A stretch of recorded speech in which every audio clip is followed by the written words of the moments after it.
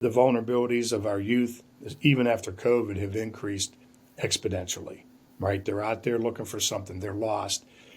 Most of them are just looking to be loved and wanted. Um, and so they see that and they seize on that opportunity. Then the next thing you know, they got them to do some things they normally wouldn't do, and they find themselves encapsulated in a horrific life. Wow. This is just a kind of a perspective because when you say if it doesn't happen to me, it's okay. And when I lived in Hong Kong, in Hong Kong, prostitution is illegal. However, you see so many places that will have signs that will say Thai girls, Filipino girls, Vietnamese girls, and then the citizen just kind of walking by thinking this is just um, girls from the poorer countries and not even think twice about it. Now that as you are talking, I almost feel guilty to even kind of, we were just so complacent. Everybody knows what that is, knows exactly how these girls get here, and but no, the police turn the blind eye. Everybody just kind of like, that's just that. Yeah. Um, but yeah, and the thing about Vegas, I did not know. I thought in Vegas prostitution's legal. You're right about the parlors and the spas, and it's the same in this country.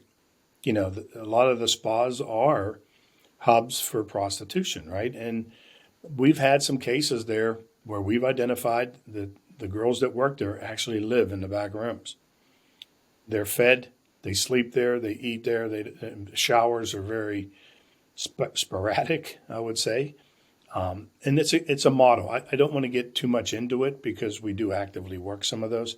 Um, but it goes back to out of sight, out of mind until it really affects you. I mean, and we've become a society more of what we want, what I want, instead of what's really going on around us. How can we make a difference if something is wrong?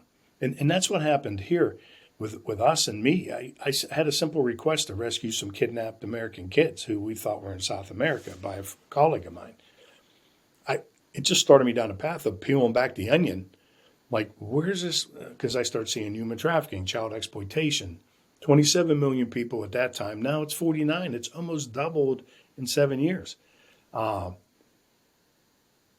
and yet, when I found out about it, for me, I just couldn't walk away from it. I had colleagues and friends, and I knew I had the skill sets around my circles that we may be able to help do something here. We may be able to help move the needle. Because if you're attacking the problem when people are in it, it's an activity drill. You're helping, right? You're helping these people get out, but it's very work intensive, difficult because there's a lot of things going on in that space, right? There's legal things, there's drug addiction, there's where they're going to live until we get them the support they needed. And it's years and years of being traumatized and groomed and abused. Where the model trying to find the predators and trying to educate the kids, we're bringing it in from this way, from the ends, the collapse on the problem.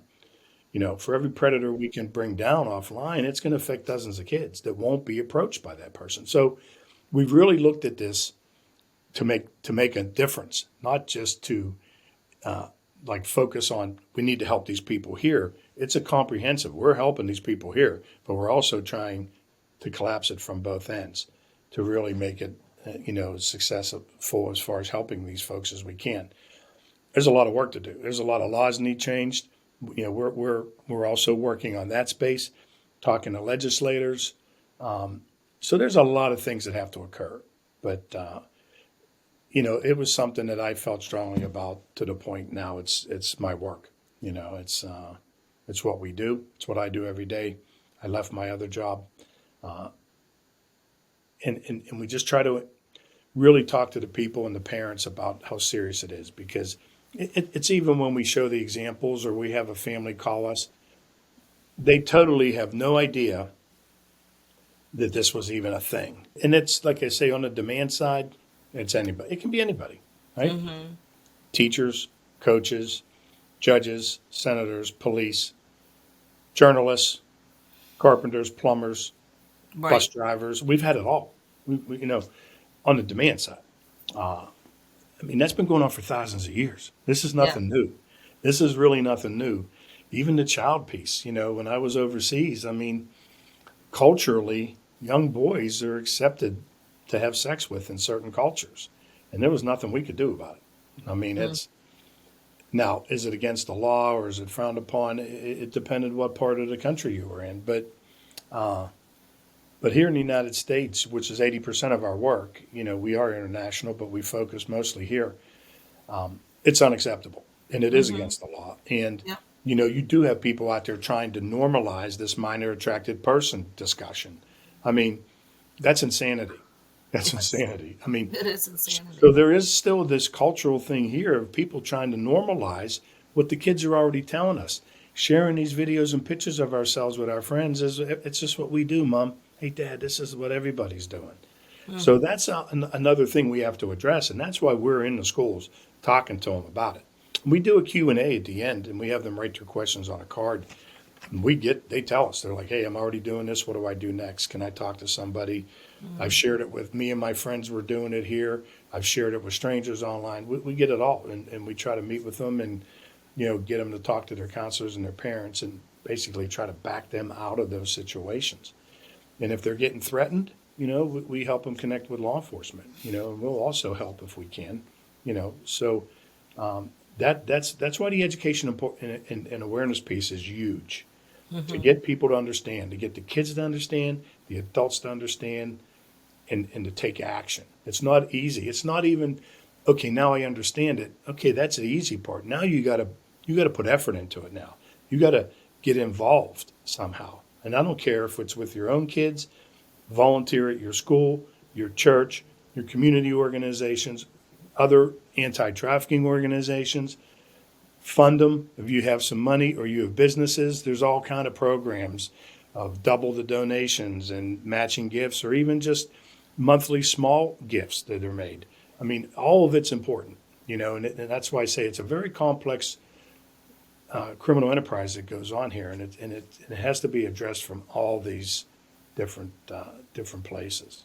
There's this trend of normalizing drag shows, and you see people taking their kids there, and parents really concerned about how the schools are approaching sex education now with this gender identity, and it Yeah. seems like there's a lot of cultural kind of influence around kids confusing them, and that's what parents are concerned about. Do you see that? I mean, where do you feel like the word groomer in those cases is being overused or misused? I mean, I don't think do so. I know I've met a couple drag performers. Now, this is when they were younger. They were a couple gay men. We met on vacation. Very nice people. Mm-hmm. They, to their own words, they're like, why would you bring a child to one of the, this is adult entertainment in our culture and where we right? live. We would never think of having a show in front of a child. It's the media driving that. And Mm-hmm. a very small, I think a very small portion of that industry, right? But if you speak to the performers, most of them, and I don't know this for a fact, but the couple that I knew a couple years ago I met, and even now you'll see some interviews where they're like, this is adult entertainment. This isn't for children. Mm-hmm. So I think it's two different things there. I think you have a group of people that are just, I don't know what they're trying to achieve by that. Um, you know, children's brains aren't developed until they're well into their teens, even 20s at times. There's certain parts, and I think that process of just letting them develop is being exploited for politics, for an agenda, for a lifestyle of a very, very small group of individuals. We don't see any of that for what we work in so far. Um, but I think sometimes media lets you think that it's this massive thing going on, and it's really not. Mm-hmm. It's less than 100% of the population that thinks that's okay. But Hmm. they want to embellish it that it's 20% of the population. I don't know. We're so busy. That's something we really haven't even looked at because it's never come across our desk as of yet.